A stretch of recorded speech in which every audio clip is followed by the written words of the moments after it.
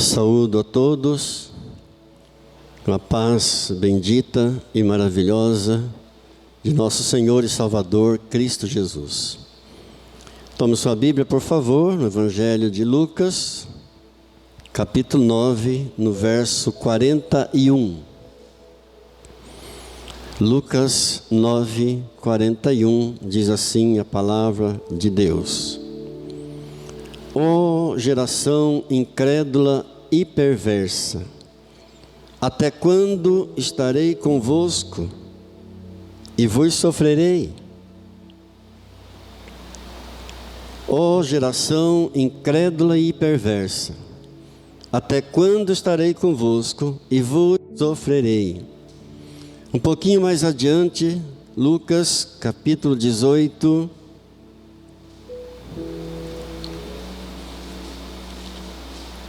versículo 8.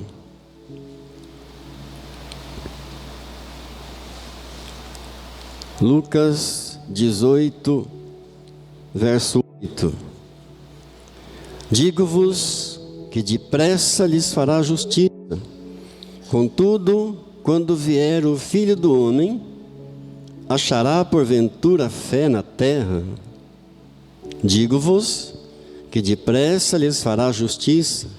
Contudo, quando vier o Filho do Homem, achará porventura fé na terra? Pai Santo, graças por Tua palavra, santa, bendita e maravilhosa, mesmo sendo eu tão pobre pecador, mas mesmo assim, o Senhor me designou a ministrar a Tua palavra. Eu te peço a Tua unção, o Teu perdão, a força, a capacitação, o direcionamento, que a Tua palavra venha ministrar primeiramente ao meu coração e a cada ouvinte, Senhor, que se dispôs a ouvir a Tua palavra nesse momento, em nome do Senhor Jesus. É que nós oramos agradecidos, em nome de Jesus. Amém. Nós, olhando para as circunstâncias dos nossos dias, pensamos assim: puxa, que geração é essa que nós estamos vivendo? O que será que ainda falta acontecer para piorar ainda mais as coisas? Uma geração de terror, de morte, de derramamento de sangue, as drogas dizimando a nossa juventude, não apenas a juventude, uma geração vazia de adrenalina, uma geração de jovens que correm o risco com a própria vida por causa de uns likes a mais, por causa de um sucesso na internet, arriscam a própria vida andando de moto com uma roda só. Como pregar Jesus para uma geração dessa? Como falar de Jesus e da igreja do Senhor Jesus? Mas nós, como cristãos, sabemos que andamos na contramão do mundo. E se a palavra profética que Jesus liberou em Mateus 24, 12, está se cumprindo em nossos dias, de que com o aumento da iniquidade, com o crescimento da malignidade, o amor de muitos se esfriaria. É o que nós estamos vendo acontecer. Por outro lado, nós como cristãos devemos procurar o crescimento espiritual. Parece que essas duas falas do Senhor Jesus que nós lemos em Lucas 19, 41 e em Lucas 18, 8, são dois lamentos que o Senhor Jesus faz. Isso se aplica perfeitamente à nossa geração. Ó geração incrédula e perversa, até quando estarei convosco e vos sofrerei? Digo-vos que depressa fará a justiça. Será feita a justiça logo, muito breve. Mas o Senhor lamenta e faz uma pergunta: quando vier o Filho do Homem, porém, será que porventura encontrará fé na terra? Diga comigo: Senhor Jesus, no que depender de mim, eu vou me esforçar para que o Senhor encontre fé na terra. Obrigado, Senhor. Glórias a Deus. Glórias a Ti, Senhor. São tempos difíceis, são tempos sombrios. Parece que tudo de ruim que há no ser humano tem sido trazido à tona. E as pessoas procuram descarregar no outro suas iras, suas frustrações, e vemos diariamente brigas, confusões, mortes, tempos sombrios, tempos difíceis. Que Deus nos dê graça, porque verdadeiramente Mateus 24:12 está se cumprindo. A iniquidade crescendo e o amor no coração de muitos diminuindo, se esfriando. E como servo de Deus, nós devemos buscar então o crescimento espiritual. Sobre isso eu gostaria de meditar com você nesta manhã, mas não sem antes fazer uma pergunta: quem aqui gostaria de ter crescimento espiritual? Amém, amém, queridos. Agora, para que haja o crescimento espiritual, em primeiro lugar, tem que haver uma transformação de vida. Diga: transformação de vida. Em primeiríssimo lugar, 2 Coríntios capítulo 5, verso 17, todo mundo conhece de cor e salteado. Todo aquele que está em Cristo Jesus, nova criatura é. As coisas velhas passaram, tudo se fez novo. Então, em primeiro lugar, para que haja um crescimento espiritual, tem que haver uma transformação de vida. E depois vem 3 pilares, são 3 elementos fundamentais para o crescimento espiritual: arrependimento, fé no Senhor Jesus e conversão. São os 3 pilares. Isso é a base de um crescimento espiritual, um crescimento genuíno, um crescimento perfeito. Arrependimento, sem arrependimento não haverá crescimento espiritual. Fé no Senhor Jesus, sem a fé no Senhor Jesus, muito menos haverá o crescimento espiritual. E conversão, sem conversão também jamais haverá crescimento espiritual. A palavra de Deus nos diz em Atos dos Apóstolos, capítulo 3, no verso 19: arrependei-vos, pois, e convertei-vos, para que sejas cancelados os vossos pecados. Arrependei-vos, convertei-vos, para que sejam cancelados os vossos pecados. Existe uma analogia entre o crescimento físico e o crescimento espiritual. Todo bebê que nasce bebê, evidentemente, tem que crescer. Nasceu bebê, vai ter que desenvolver, vai ter que crescer.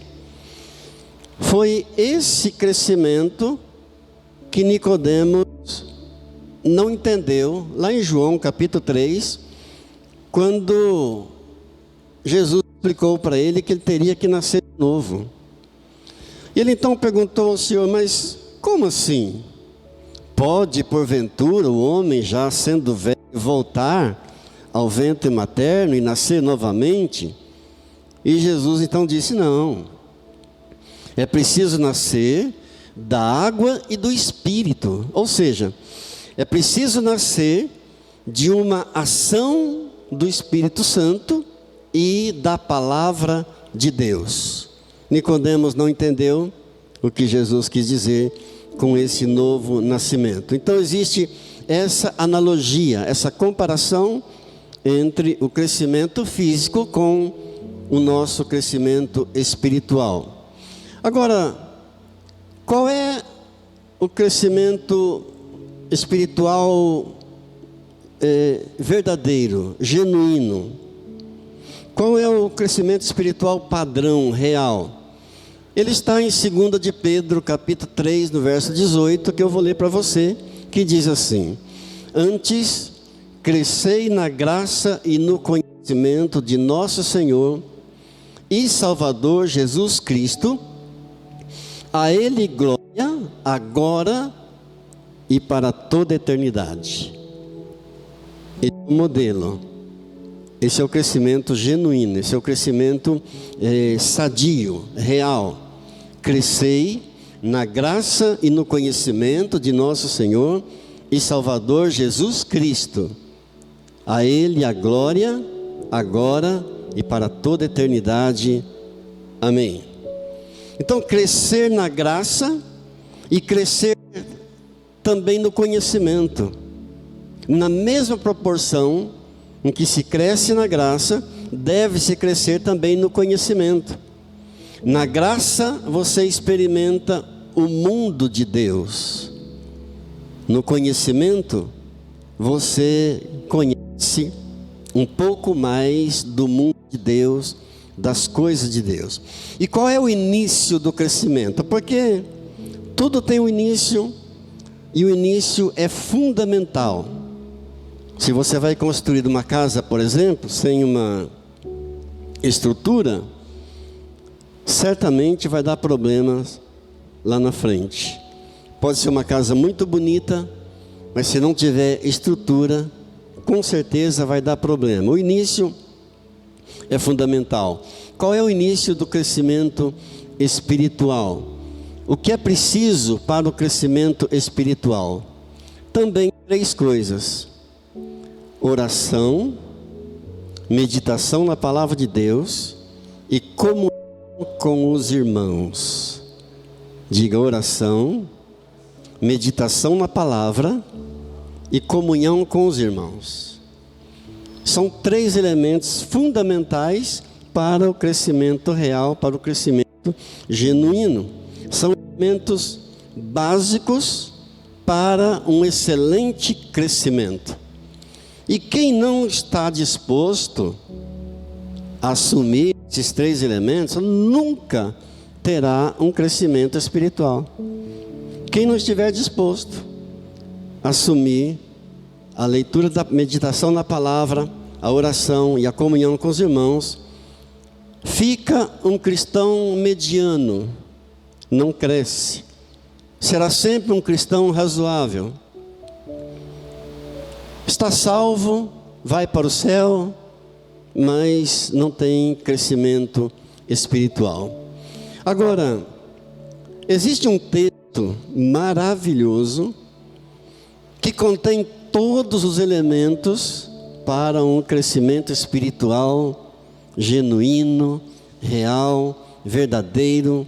Um texto muito conhecido, nós já usamos esse texto para outras ministrações. Eu gostaria de usá-lo novamente nessa manhã, porque ele é muito profundo.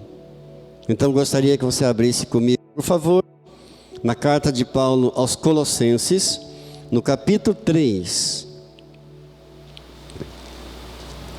Colossenses, capítulo 3, e nós vamos ler do 1 ao 15.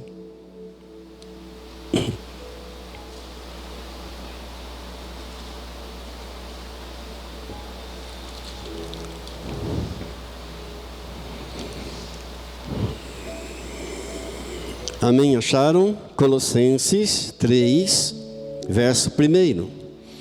Portanto, se fostes ressuscitados juntamente com Cristo, buscai as coisas lá do alto, onde Cristo vive assentado à direita de Deus.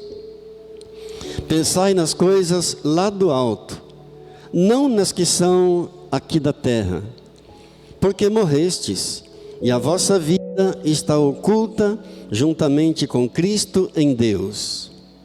Quando Cristo, que é a nossa vida, se manifestar, então vós também se manifestareis, sereis manifestados com Ele em glória. Fazei, pois, morrer a vossa natureza terrena, prostituição, impureza, paixão lasciva, desejo maligno e avareza, que é idolatria. Por estas coisas é que vem a ira de Deus sobre os filhos da desobediência. Ora, nessas mesmas coisas andastes vós também noutro tempo, quando vivíeis nelas. Agora, porém, despojai-vos igualmente de tudo isto: ira, indignação, maldade, maledicência, linguagem obscena do vosso falar. Não mintais uns aos outros, uma vez que vos despistes do velho homem com seus feitos, e vos revestistes do novo homem, que se refaz para o pleno conhecimento, segundo a imagem daquele que o criou, no qual não pode haver grego, nem judeu, nem circuncisão, nem incircuncisão, nem bárbaro, nem cita, nem escravo, nem livre, porém Cristo é tudo em todos.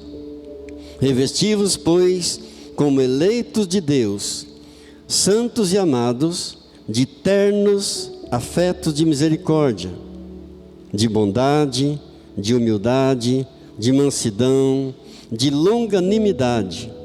Suportai-vos uns aos outros, perdoai-vos mutuamente, caso alguém tenha motivo de queixa contra outrem.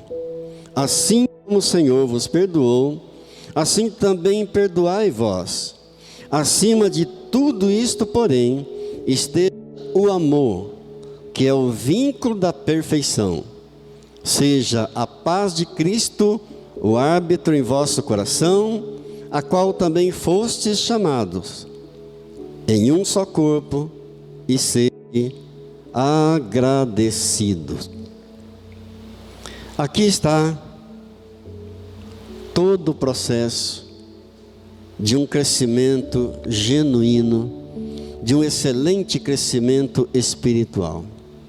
Ele começa dizendo, no verso 1, que você já morreu, se fostes ressuscitados juntamente com Cristo. Nós já aprendemos que quando é que nós ressuscitamos com Jesus? Em nosso batismo. No momento em que você foi imerso nas águas, simbolicamente você morreu com Cristo Jesus. E no momento em que você foi imerso das águas, simbolicamente você ressuscitou juntamente com Cristo Jesus. Então ele começa dizendo, se verdadeiramente isso já aconteceu com você, se já foste ressuscitado com Cristo, ou seja, você já morreu. Pastor, eu morri para quê se eu estou vivo? Você morreu para o pecado, você morreu para o mundo. Então aqui começou o processo do teu crescimento espiritual. Amém, queridos? E ele diz, buscai então as coisas lá do alto. Fala de um desejo, fala de uma predestinação. Ninguém vai crescer espiritualmente se não houver desejo de crescer. Ninguém vai crescer se não tomar uma decisão, uma predisposição. E ninguém vai obrigar ninguém ao crescimento. Nenhum pastor do mundo pode obrigar alguém a crescer espiritualmente. Nenhuma igreja, nem o Espírito Santo. Por quê? Porque depende de um desejo de cada um, querer ou não crescer espiritualmente. Aí no verso 2 ele diz assim, então, pensai nas coisas lá do alto. Fala do quê? Fala de uma prioridade. Aquilo que domina a nossa mente é prioridade na nossa vida. O que é que domina a tua mente? O que estiver dominando a tua mente, isso é a prioridade na tua vida. O Espírito Santo ajuda, Jesus ajuda, Deus ajuda, mas eu preciso desejar, eu preciso tomar uma posição. Pensai nas coisas lá do alto. Ninguém vai crescer se o reino de Deus não for prioridade na mente. Aquilo que domina a mente de uma pessoa é a prioridade dela. Nunca me esqueço de uma história de um homem que era um vendedor de sanduíches e andava com uma cesta pelas ruas vendendo sanduíches. E ele começou a prosperar, então comprou um salãozinho e montou sua lanchonete. Aquela primeira lanchonete prosperou, ele comprou uma outra lanchonete e uma outra lanchonete, de maneira que ele ficou milionário. E quando estava velhinho já, à beira da morte, bem idoso, no leito de morte, disseram para ele: diga uma palavra que você gostaria de dizer, deixar uma palavra para o mundo. E ele então disse: peçam para cortar o presunto bem fininho. O que é que estava dominando aquela mente? O sanduíche. O que domina a mente de uma pessoa é a prioridade da pessoa. Diga: Pai, em nome de Jesus, o reino de Deus é o que domina a minha mente, em primeiro lugar, acima de todas as coisas. Amém. É isso, pensai nas coisas lá do alto, prioridade, e não das coisas que são aqui da terra. Avançando para o verso 5, ele diz assim: fazei morrer a vossa natureza terrena. Eu é que tenho que fazer morrer a minha natureza terrena. Ninguém que vai fazer por mim, a própria pessoa.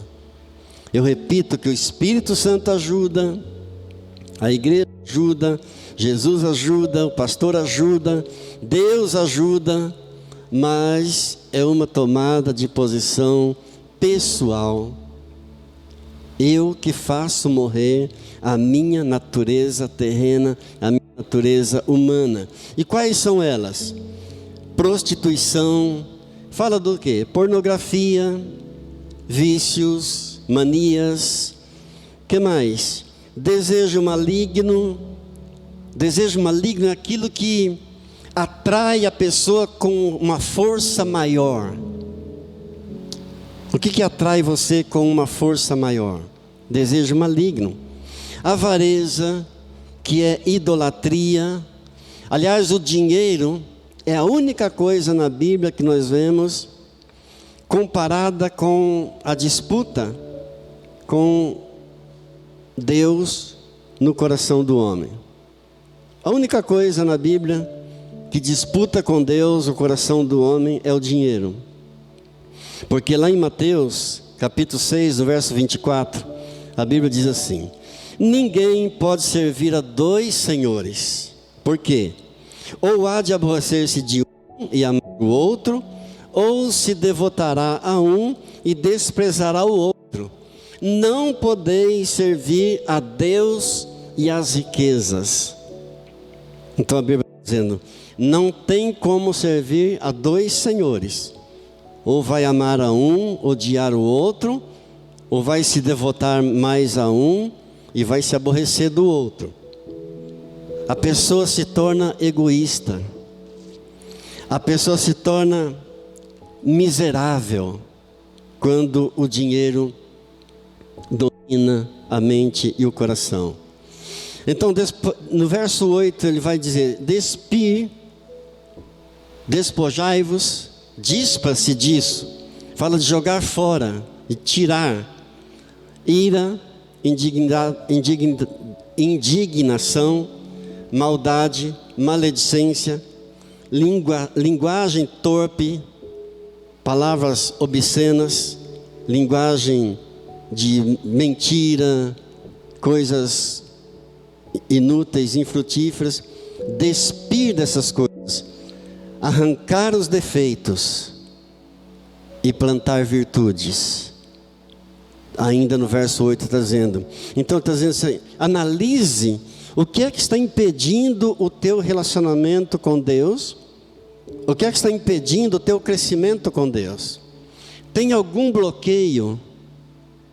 Tem bloqueio, dispa-se, tira fora, arranque defeitos, plante virtudes. Amém? Ira, indignação, maldade, maledicência, palavras torpes, palavras imorais. Tira essas coisas, dispa-se dessas coisas, livre-se dessas coisas, para que você tenha então um crescimento espiritual genuíno, real e verdadeiro. Aí ele diz no verso 10, revesti-vos. Primeiro no 8 ele diz, dispa-se. Agora ele diz, vista-se. Fala de arrancar defeitos e plantar virtude novamente. Vestir, assumir aquilo que o Evangelho oferece. Vista-se das coisas que o Evangelho oferece. Toma posse das bênçãos. Senão, não haverá crescimento espiritual. Não tem como. Bem, no 11 ele diz, Cristo é tudo em todos. Ou seja, sem Cristo não tem nada. Sem Cristo não pode nada. Sem Cristo não vai a nada, a lugar nenhum. É com Cristo, em Cristo e por Cristo. Tudo por Ele e para Ele. Isso é vida cristã. Sem Jesus Cristo, ninguém terá crescimento espiritual. Ninguém cresce.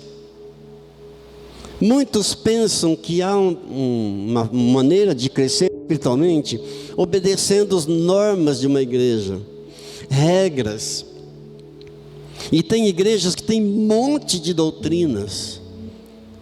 Queridos, se dependesse de obedecer regras de igreja, seria fácil, seria tranquilo uma pessoa ser santa.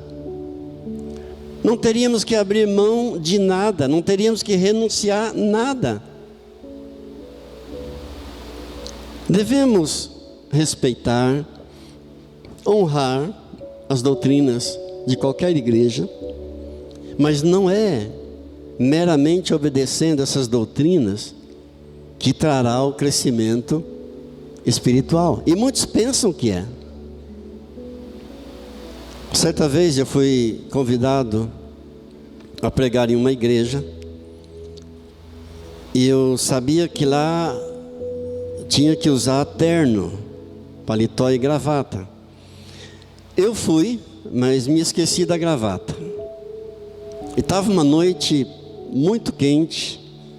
No caminho eu pensei, puxa, esqueci da gravata, mas eu acho que o pastor não vai considerar, não vai, ele vai relevar isso. É só uma gravata. Mas para minha surpresa, quando eu cheguei lá e disse, pastor, desculpe, eu esqueci a gravata. Ele disse, não, espera aí, eu vou providenciar uma gravata para o irmão. E foi buscar uma gravata, porque é doutrina daquela igreja. E claro, a gente não tem problema nenhum em obedecer, em respeitar cada doutrina de cada igreja. Mas o que é que muitos pensam? Que respeitando aquele monte de normas, de regras, vai trazer crescimento espiritual. E é um engano. Fazei morrer a vossa natureza terrena. Por quê? Porque se você não matar a natureza terrena em você, a natureza terrena em você vai matar o crescimento. Não haverá crescimento. Diga, Senhor, me ajude. E o apóstolo Paulo vai dizer exatamente isso também, lá em Romanos capítulo 8, no verso 13. Quando ele diz assim, porque Se viverdes segundo a carne, caminhais para a morte. Mas, se viverdes segundo o Espírito, mortificardes os feitos do corpo, certamente vivereis. Se você viver pela carne, você vai morrer. Mas se pelo Espírito você mortificar a natureza terrena, a natureza carnal, então haverá vida. Você caminha para a vida e para o crescimento espiritual. E ele conclui dizendo: porque todos que são guiados pelo Espírito de Deus são filhos de Deus. Querido, não se engane. Se a nossa carne dominar, ela mata o crescimento. Se a nossa natureza terrena nos dominar, impede, mata o crescimento, não haverá crescimento. Mas voltando a Colossenses 3, agora avançando para o versículo 12, ele diz assim: aqui está o fundamento do Evangelho. Todo o fundamento do Evangelho está aqui. Ele diz assim: revesti-vos, pois, como eleito de Deus, de ternos afetos de misericórdia. Algumas versões dizem assim: revesti-vos, pois, como eleito de Deus, de entranhas de misericórdia. O que significa entranhas? Os órgãos que estão situados em nosso ventre, no abdômen. Então, revesti-vos de entranhas de misericórdia. Ele fala de algo que está entranhado, que está arraigado dentro de nós, que não é fácil de se tirar, que está bem arraigado, de maneira que você não tira com facilidade. Amém, queridos? Entranhas de misericórdia, de bondade, de humildade, de mansidão, de longanimidade, de perdão. Entenda uma coisa: eu posso até ficar aborrecido com você por causa de alguma ofensa, porque da mesma maneira como nós somos ofendidos, nós ofendemos também. Eu posso até ficar aborrecido com você por causa de uma ofensa, mas eu não vou vingar você. Eu não vou procurar o mal para você. Eu não vou nem desejar o mal para você. Por quê? Entranhado em mim está um ser cristão, arraigado em mim, um ser cristão. Qual é a esposa que eventualmente não fica aborrecida com seu marido por causa de alguma palavra ou por causa de uma atitude? E vice-versa, qual o marido que eventualmente não fica aborrecido com sua esposa por causa de uma palavra, por causa de alguma atitude? Qual o irmão que eventualmente não fica aborrecido com outro irmão por causa de alguma palavra, por causa de alguma atitude? Mas nós não vamos vingar, não vamos procurar o mal, fazer o mal, nem desejar o mal. Aí ele diz no 13: suportai-vos uns aos outros. Nessas coisas, queridos, consiste todo o processo de crescimento espiritual. Nessas coisas, aqui estão todos os elementos para o crescimento espiritual: misericórdia, entranhas de misericórdia, bondade, humildade, mansidão, longanimidade, perdão. Suportai-vos uns aos outros, perdoai-vos mutuamente, assim como o Senhor vos perdoou, perdoai também vós. Eu tenho que suportar aquela pessoa mais difícil, porque é cristão e vai morar junto comigo no céu um dia. Aqui na terra, podemos até morar distante um do outro, Mas lá no céu não vai ter alguém determinado, olha, esse cristão aqui tem que morar 10 quarteirões desse outro cristão, porque se botar os dois como vizinho, eles vão se pegar no tapa, mesmo em ruas de ouro. Mesmo em ruas de ouro. Não, lá no céu vai ser todo mundo vizinho. Então tem que suportar aquele mais difícil. Olhar para aquela pessoa difícil e entender que ela é fraca, é pequena ainda, ela precisa ser trabalhada por Deus, ela precisa crescer. Suportai-vos uns aos outros, perdoai assim como o Senhor vos perdoou. E cá entre nós, queridos, pessoas difíceis nós vamos encontrar em todo lugar do mundo, aonde você for, em toda a igreja do mundo você vai encontrar pessoas difíceis. Verdade ou não é? Pessoas difíceis. E tem uns que são difíceis, mas muito difíceis. E o lugar que mais tem gente problemática é justamente na igreja. Por isso essa palavra, suportai, tenha paciência, ajuda essa pessoa, é carnal ainda, é fraco ainda, mas está na igreja. Melhor estar na igreja do que estar fora da igreja, porque aqui, estando na igreja, tem possibilidade de ser trabalhada por Deus, está permitindo Deus agir, está permitindo receber o crescimento que vem de Deus. Glória a Deus. Ah, eu não gosto do jeito de tal irmão. Problema. Vai ter que morar com ele no céu. Vai ser vizinho dele no céu. Não gosto do estilo de tal pastor ou de tal irmão. É problema. Que Deus nos ajude. Bem, eu tenho que correr com a mensagem. Já são 11 horas. Queridos, saiba de uma coisa. Quem primeiro pede perdão, nem sempre é aquele que errou, mas é aquele que entendeu a mensagem do Evangelho de Jesus Cristo. Right? Vamos para 14. 14 ele diz assim, o penúltimo versículo que nós lemos. Acima de tudo isto, porém, esteja o amor, que é o vínculo da perfeição. Ou seja, o amor é a identidade da perfeição. O amor é tudo. O amor é a expressão máxima da vida cristã. Sem amor não tem vida cristã. Sem amor não tem crescimento espiritual.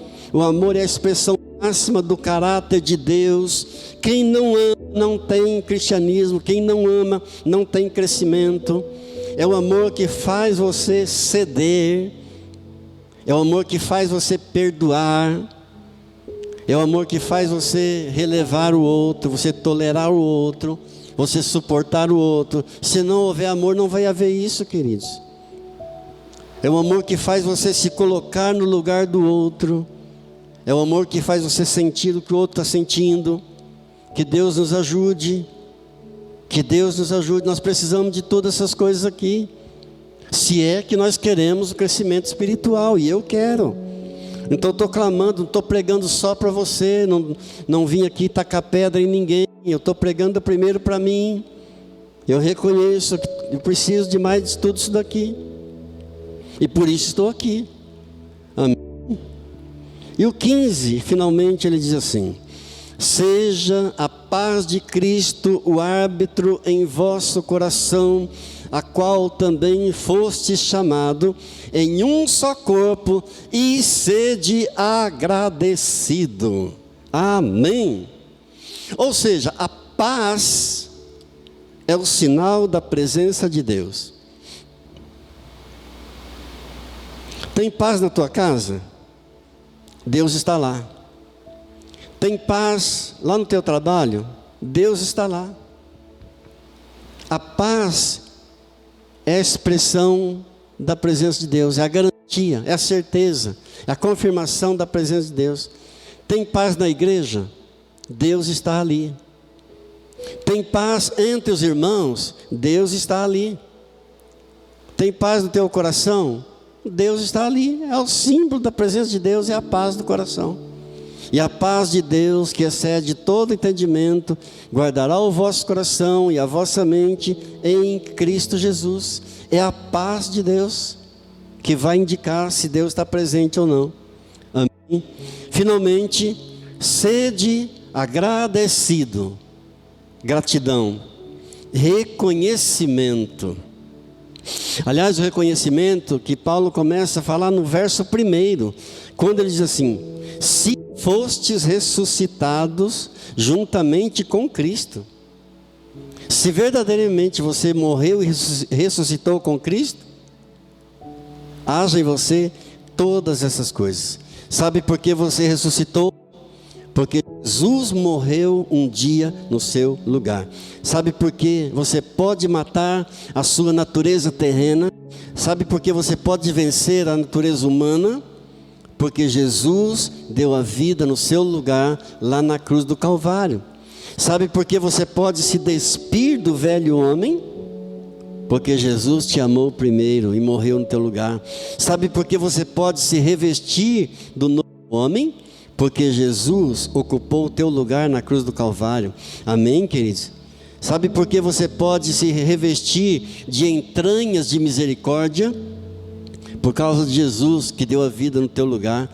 Sabe por que você consegue amar até o teu inimigo? Sabe por que você consegue amar até aquela pessoa mais difícil com um amor sacrificial? Porque Jesus derramou sangue por você um dia na cruz do Calvário. Sabe por que você está aqui? Porque Jesus te amou primeiro. Sabe por que você cresce espiritualmente? Você pode crescer espiritualmente? Porque Jesus te ama, porque morreu por você. Sabe por que você vai para o céu? Porque Jesus entregou a vida por você e por mim na cruz do Calvário.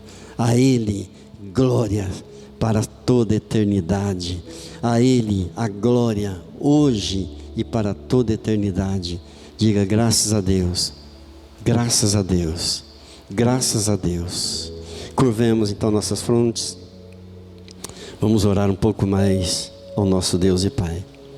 Querido Deus, querido Pai, fizemos uma explanação muito simples da Tua Palavra, muito breve também, mas creio, Deus, que muitos corações foram tocados, porque a Tua Palavra nunca volta vazia. Tu dizes na Tua Palavra que, antes de tudo, exorto que se façam súplicas, orações, intercessões e ações de graças em favor de todos os homens. É isso que eu faço agora, Pai, em nome de Jesus.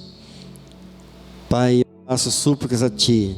Eu oro, intercedo agora por cada membro desse ministério, Igreja Internacional da Família Cristã, onde estiverem, cada um deles, cada família, Pai. Eu dou ações de graças a Ti, ó Deus, em favor de cada um deles, especialmente por aqueles que estiverem passando por algumas lutas, Pai, por dificuldades, com problemas, seja na área familiar, seja no relacionamento conjugal, seja na área financeira, seja na saúde. E eu intercedo por cada um, ó Pai, e os abençoo nesta manhã. Muito obrigado, Senhor. Trazemos agora diante de Ti, neste dia, todos os pedidos de cada coração aqui, daqueles que estão sendo colocados agora em voz alta, daqueles que estão lá no mais profundo do ser de cada um, Senhor, de cada homem, de cada mulher, de cada criança, daqui e daqueles que estão distantes também, ó Pai, em nome do Senhor Jesus.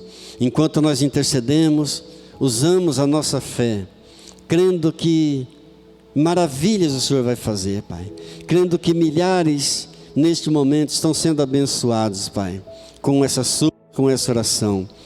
Muito obrigado, Pai. Creio que milhares neste dia terão a oportunidade de ouvir a Tua palavra, Deus. Muito obrigado, Senhor. Terão a oportunidade de serem conduzidos por Ti ao arrependimento, a se tornarem filhos de Deus, a se tornarem servos do Senhor Jesus Cristo. Deus, especialmente eu oro por Israel. Eu abençoo o país Israel. Haja paz entre os muros de Jerusalém. Ó Deus, eu creio que as palavras de Abraão, de Gênesis 12:3, estão vivas até o dia de hoje, Senhor, proferidas há quase 4.000 anos atrás, mas a palavra do Senhor não muda. Abençoarei os que te abençoarem, amaldiçoarei os que te amaldiçoarem. Nós abençoamos Israel, nós abençoamos o Brasil, nós oramos por nossas autoridades, pelo governo, pelos governadores, pelos prefeitos, vereadores. Pai, nós abençoamos cada autoridade dessa nação e oramos, Pai, para que venha um tempo de arrependimento sobre o Brasil, um tempo de quebrantamento, de confissões de pecados, ó Deus, de uma volta para o Senhor Jesus, em tempos tão sombrios, em tempos tão difíceis. Venham derramar o Teu Espírito Santo sobre a nação brasileira, sobre a nossa cidade, ó Pai, em nome do Senhor Jesus. Oramos por nossa cidade e abençoamos, porque a Tua palavra diz que havendo paz na cidade, nós também teremos paz. Muito obrigado, Pai, em nome de Jesus, amém. Amém, glória a Deus. Vamos para a ceia do Senhor. Esse é o momento mais sublime de todo o culto.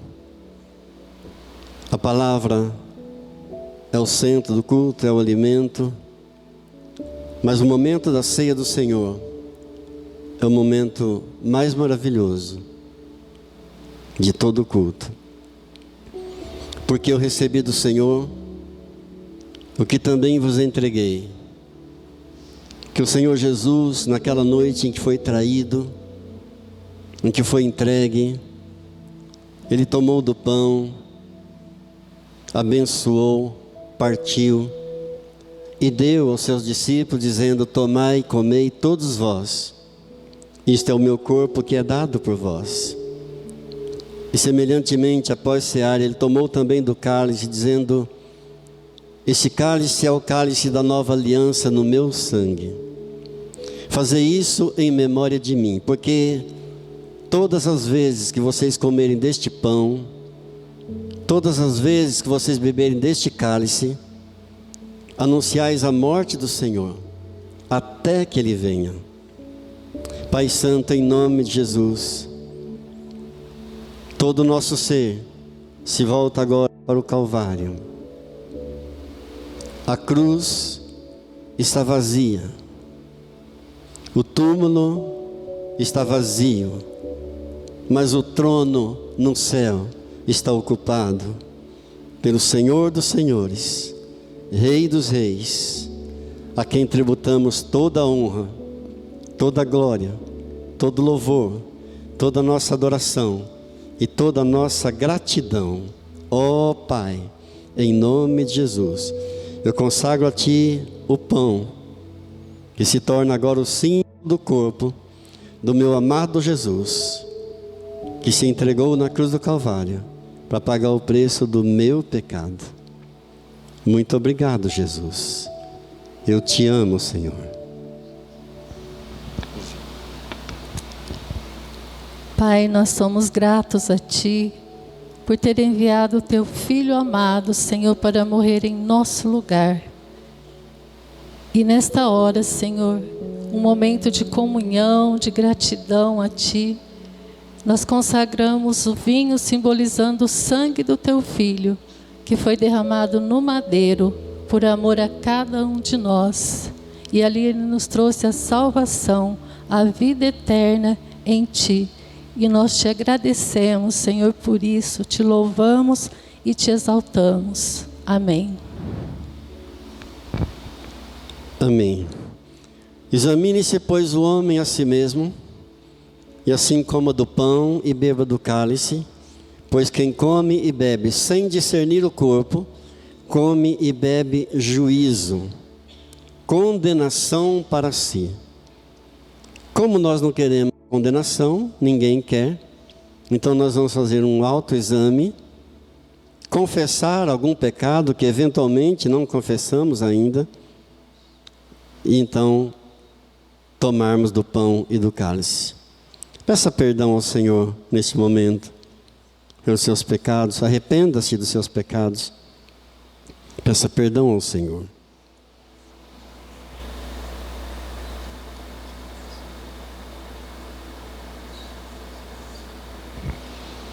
Amém. Glória a Deus. Irmão Moisés, vai passar para nós a bandeja, por favor, Moisés. Fiquem de pé os irmãos que vão receber dos elementos. E você espere um momentinho para nós celebrarmos juntos, em nome do Senhor Jesus.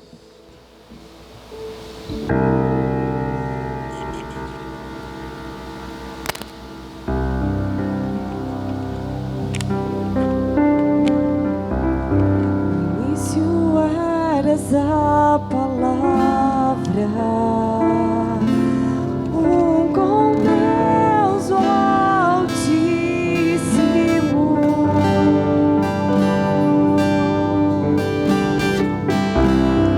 o mistério de sua glória, Cristo em ti se revelou. Oh, quão lindo esse nome é, oh, quão lindo esse nome é, o nome de Jesus, meu Rei. Oh, quão lindo esse nome é, maior que tudo Ele é. Aleluia. Adore o Senhor no pão, adore o Senhor no vinho. Em memória de Jesus, comamos junto do pão.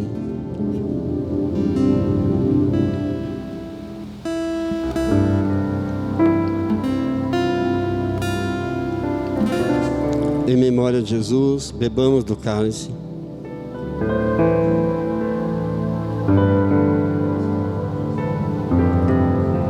Glórias a Deus. O Senhor te abençoe e te guarde. O Senhor levante o rosto sobre ti e tenha misericórdia de ti. O Senhor sobre ti levante o rosto e te dê shalom.